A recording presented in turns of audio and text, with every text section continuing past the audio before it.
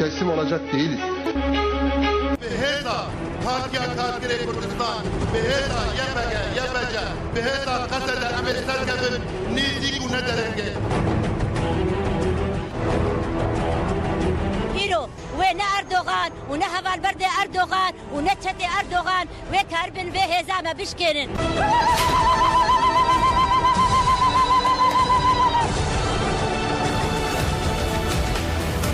رادیوی دنگی گل دنگی توی هواتیا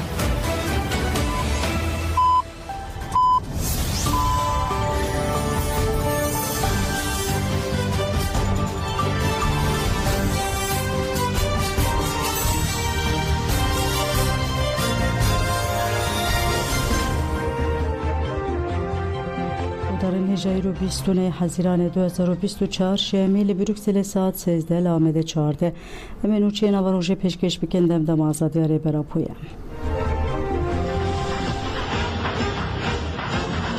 وزانم من چاوا تنه دست بی شری کن حتی برونی از دیسا خادی سوز قرارم کی لامبر و زلوه مجتنه بونه واسشتی کری اما جوش دهین نظم بکنم جوش نتشتی هم بکن بنر حتی نامه چکریه سه 10 جارا 100 جاری جوه خورتر به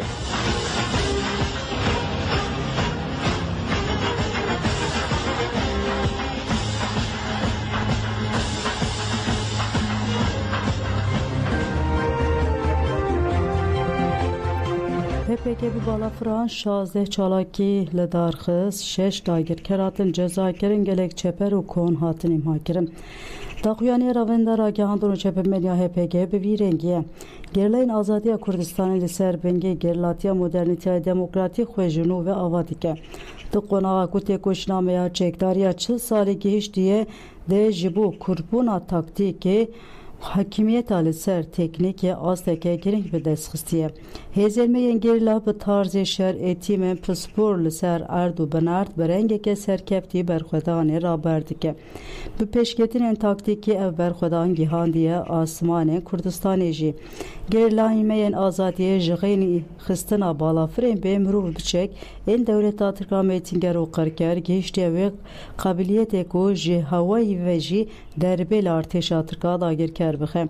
Yekîniyameya Şehîd Doğan Zinar ku navê xwe ji Komîteya Avakirina Jinûveya PKK, endamê Konseya Fermandariya HPG û Fermandarê Qada Navîn û Fermandarê Fedayî yê Nemir Şehîd Doğan Zinar digire di ma fedayiyan a Hezîranê de pêşveçûneke giring pêkaniye.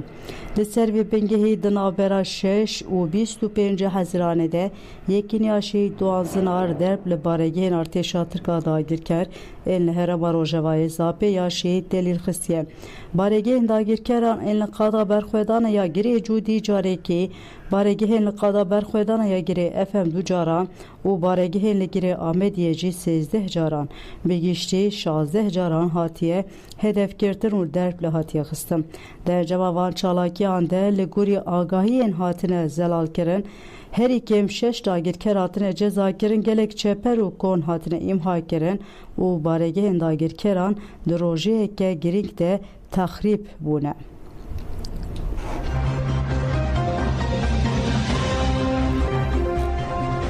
Yê astar bu boneya 28 salvegera şehadeta Zîlan de daxuyaniyek da û got meşa li ser xeta Zîlan bîvana şer û serkeftinê ye.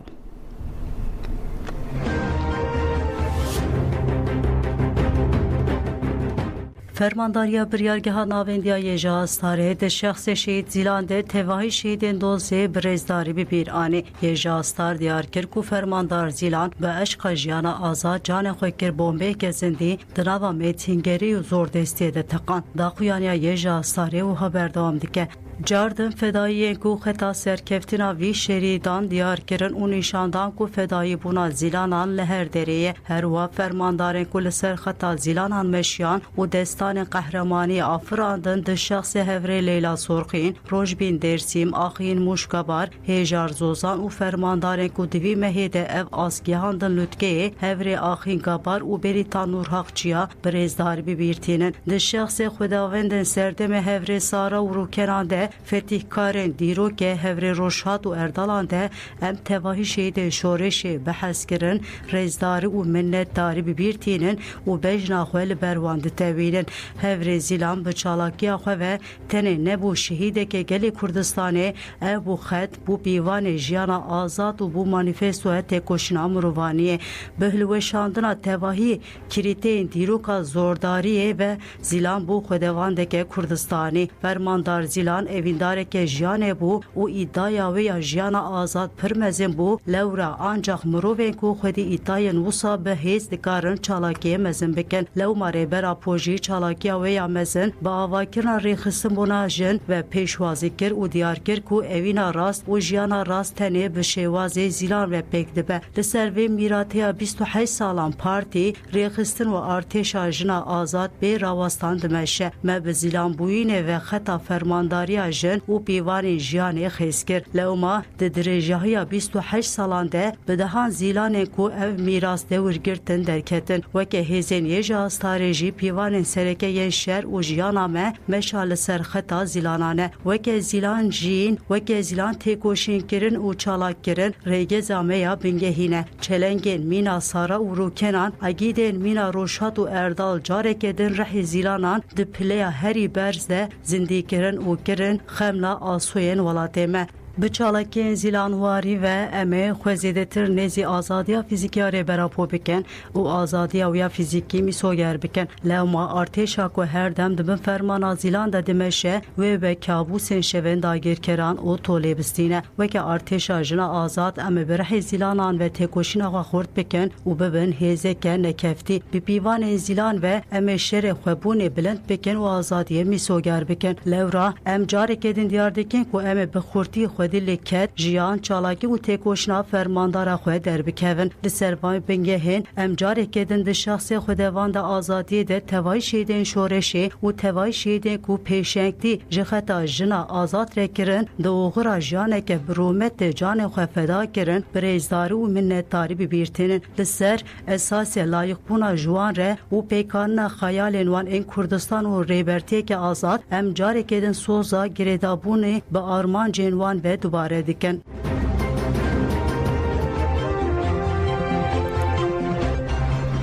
KCK got Zîlan di fedayîtiyê de lûtkeye. Di ser çalakiya fedaiya Zeynep Kınacı bin Aslav Zîlan re 28 sal derbas dibe. Hevserukatiya konsere ve bera KCK tekoşer Zîlan ku bi seken jiyan û çalakiya xwe li Kurdistanê bû xet şêwaz bîranî. KCK dibêje gerem dixwazin rêbera pofên bikin divê em weke Zîlan bin wekî wê bijîn û têbikoşin. Daxuyaniya KCK wiha ye. Hevrê Zîlan keseyeteke şoreşgera mezin e û divê bi jiyan sekin tevlîbûn û şêweyê xwe baş pêfêm kirin.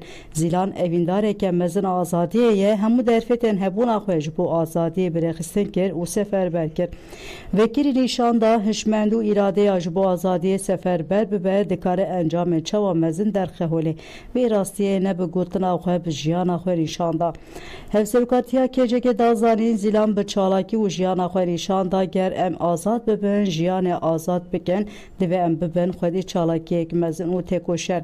KCK ve dibêje rêbera Pogut bê hişmendiya azadî û têkoşîna azadiyê li Kurdistanê jiyan nabe û li ser vê felsefeyê dest bi têkoşîna azadiyê kir. Zîlan ew kesê vê heqeta rêbera Po behs kir ji kur ve jiya. Ev bû navê fêmkirina rêbera Po jiyankirina bi rêber Apo re. Eger em dixwazin rêbera Po fêm bikin divê em wekî Zîlan bin, wekî wê bijîn û têbikoşin. Zîlan bi çalakiya xwe nîşan da jin herî zêde welat parêz e, civakê fedakar û azad e. Ev xet îro bi duruşmeya jin jiyan azadî veguheriye tevgera azadiyê jiyanê azad dike. Tevgera me ya jinên azad ev rastiya dîrokî bi kurahî analîz kiriye û derxistiye holê.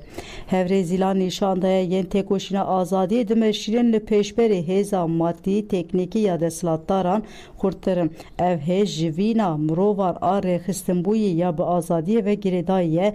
Ev hêz ne maddî beruğa jî îradeye. Bi vê ve nêrîna rêbera poya teknîka herî mezin mirov bi xwe ye ispat bû. Gerlayên Azadiya Kurdistanê bi vê têgihiştirê têk dikuje û li her deverê li dijî artêşa faşîst qirker, dagirker şer dike û gelan azadî û hurmeta mirovanî diparêze. Keceke dahzanên li ser esasê xeta zîlan tevlîbûna pêngava azadiyê wê teqet serkeftine bi xwe re bîne û wiha got. Em di serdemeke dîrokî re derbas dibin girîngek ku bi şêwaza zîlan bijin û di xeta wê de kûr bibin.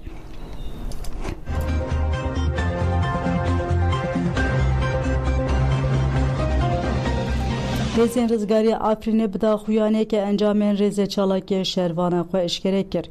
Hêzên Rizgarî Afrînê derheqê çalakiyan de ev agahî parve kirin. Duduyê Gulanê di navbera gundê Kîmarê û Beradê bi çalakiyek taybet li dagirkeran dan. Du çete hatin kuştin, yek çete jî birîndar bû.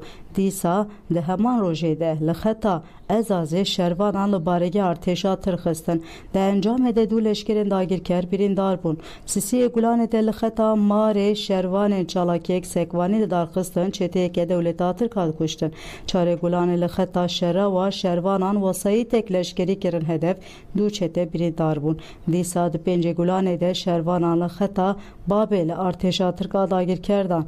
Du askerên dewleta Tirka dagirker hatin kuştin. Şervanan di şeşê Gulanê de li xeta ezazê çalakiyek sekvanî li darxist, çeteyek hat kuştin. Bi giştî divan rêzê çalakiyan de du asker û çar çeteyên artêşa Tirka dagirker hatine kuştin. Du asker û sê çeteyên dagirker jî birîndar bûne. Here êrîş û terora dewleta Tirka dagirker ên li dijî herem bibîrxist û ev peyam da. Em wek hêzên Rizgarî Afrînê ti êrişên dagirkeran pê bersiv nahêlin. Ji bo parastina gelê xwe û serî de Afrîn ji bo rizgarkirina deverên dagirkirî çi erk bikeve ser milê me, em ê bê dûdilî pêk bîne.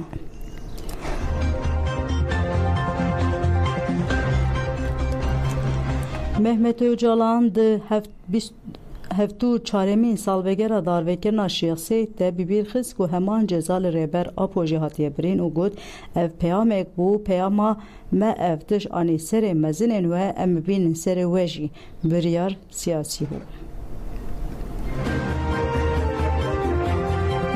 Vorse ötelamat ke yani ha komplogera dike bir şey utandana. Evşiki yani sözde yani polis katına oynayama bana dikinci polisin dikinci ırkçına faşistli Türkiye ırkçına yani yani memlebe dere atına dava ke mahkeme limrala da ediyor bimara parizer ve malbatın amne pırıncam daha fazla bir sistem bu belki Diki abi tela bir şey utanına bizore me khazine van polisiye ne polis asker neden polisiye amne van da khasin tabi işaret de yani veya işaret de yani Cibbine de hazırlamış kirne yani abi işarete. Yani karar bari zaten hazır yani dike çibine bikine yani az ve duyma tekrar duyma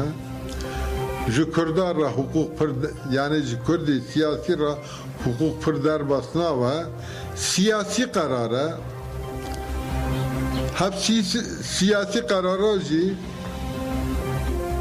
yani bir neyme hatta daim yani mesaj amli kurda leva tavayı ve işte melkalu pira vakir amltej dikene u bira kurd baş vezana.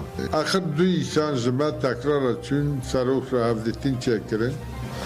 Sarok go pırna mühime go kanun ve bikin ama go tahmin nakim idam zora nikan idam bikin go.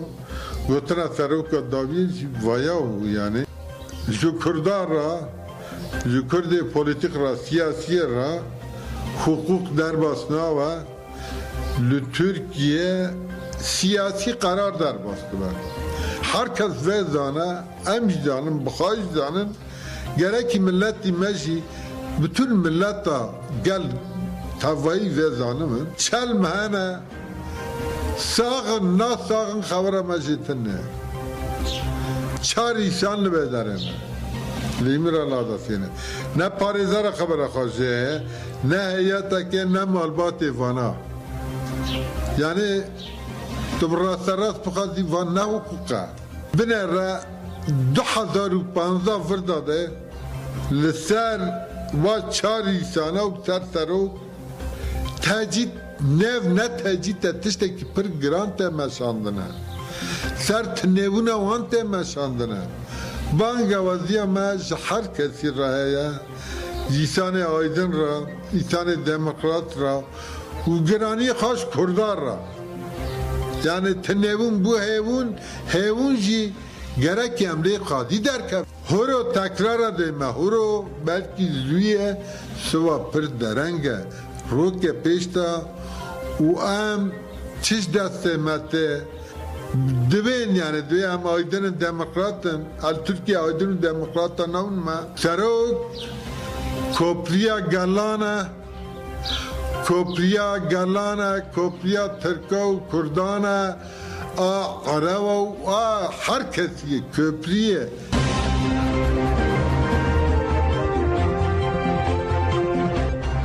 Milisên HBD çalaka sabotajê li darxista milisên Aziz Gabar ên HBD li dijî operasyonên dagirkeriyê yên Bakur û Kurdistanê 22 Haziranê di saetên siharê de depoya fabrikayeke li siteya sanayiyê ya Astiz ala Aydın efeleri bi teknika sabotajê dan ber agir.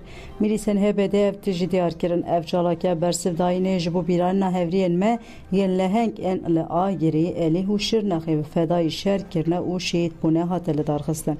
Di encama vê çalakiyê de zirareke mezin gihîşte fabrikayê.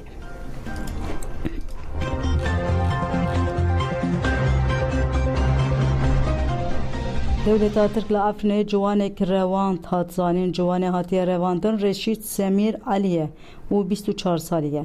Çavkaniyên xwe cî derbarê revandina ciwan de got li navçeya Cindirê sêdema Reşîd Semîr Alî bi şev ji dikana xwe ya firotina peylavan ve digere gundê xwe Koraya tê revandin. Heman çavkaniyan got aqubeta ciwanê hatiye revandina êzanîn lê kesên wî revandinê ji bo serbestberdana wî $25,000 ji malbatê wê xwestine.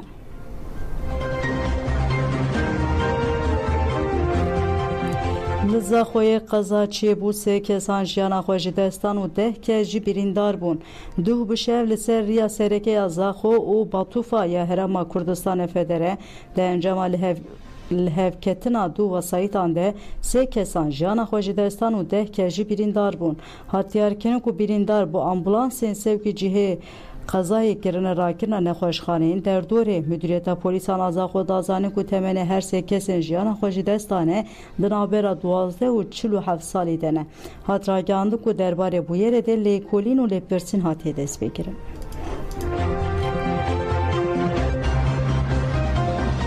Hilbijartina Serokkomariya Îranê ji tora duyemîn rema Komîsyona Hilbijartinê ya Îranê di derbarê encamên hilbijartinê Serokkomariya Îranê de daxuyaniyek da û dema tora duyemîn a hilbijartina Serokkomar eşkere kir.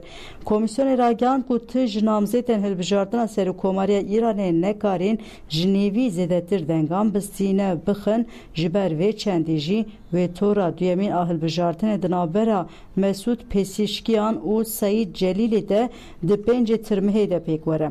Komîsyonê diyar kir ku di tora yekem a hilbijartinê de Mesûd Pezeshkiyan heta niha 8 milyon û 302,577 deng bi dest xistiye, Saîd Celîlê jî 7 milyon û 189,756 dengan bi dest xistiye. Mehamed Baqîrî 2 milyon û 676,512 deng û Mustafa Pur Mihemed jî 158,314 deng bi dest xistiye. Komîsyonê diyar kir wê roja 5 tirmihê tora duyemîn a hilbijartinê di navbera Mesûd Pezeshkiyan û Saîd Celîlê de pêk were kî ji wan herî zêde deng bistîne wê bibe Serokkomarê nû yê Îranê. Nûçemeya dawî lîderên dewletên Yekîtiya Ewropayê li ser rêveberiya serdemanoya Yekîtiyê li hev kirin.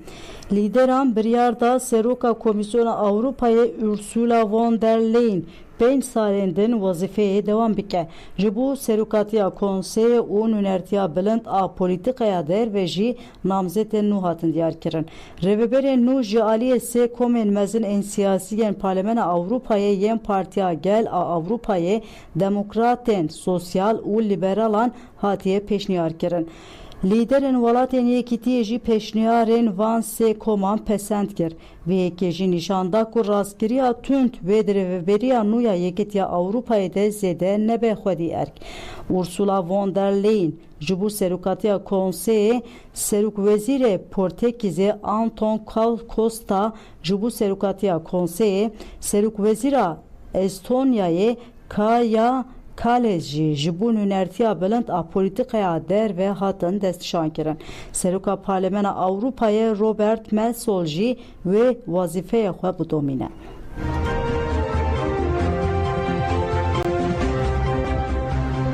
Belê godanên me nûçê nîr û pêşkêşkirin ana